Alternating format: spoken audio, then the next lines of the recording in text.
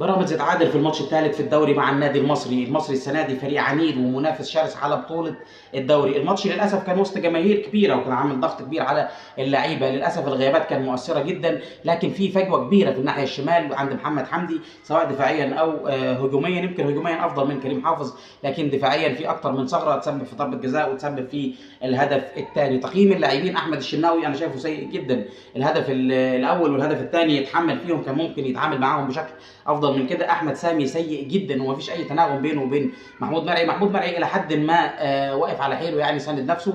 محمد الشيبي اداؤه ما شاء الله كويس خالص. محمد حمدي سيء جدا. مهند لاشين 10 على 10. احمد عاطف قطه بنسبه كبيره بيتحرك كويس وبيشتغل كويس، بس برضه الفينش بتاعه في اكتر من كوره جات له كان ممكن يتعامل معاها احسن من كده. محمد رضا بوبو الماتش ده اسوأ من ماتش الاسماعيلي، لكنه برضه انا شايف انه بوبو عنده كتير وهيقدر يفيد الفريق في الفتره اللي جايه.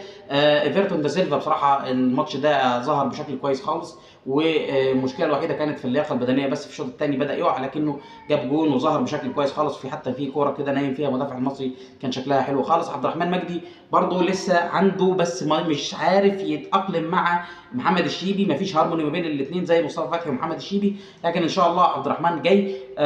فيستون مايلي احسن من الماتشات اللي فاتت، لكن برضه لسه عندي علامه استفهام كبيره على اداء مصطفى زيكو وعلى اداء اوباما، لان كل واحد فيهم اخذ له 25 دقيقه، برضه ما حدش فيهم ظهر بالشكل الكويس. غلطه المدرب كانت لما سحب رضا بوبو، كان المفروض ينزل احمد توفيق يقفل في نص الملعب مع مهند لاشين. وجهه نظري انه كان لازم برضه محمد حمدي يخرج وينزل كريم حافظ يبقى فريش، يقدر يعني يسد شويه، لان الجون برضه جاي من عنده وفي ضربه جزاء كانت من عنده. ان شاء الله نتمنى التوفيق في الماتش اللي جاي قدام مودرن سبورت قبل الموقعه الكبيره بتاعه ماتش النادي الاهلي اللي هيكون في استاد السلام.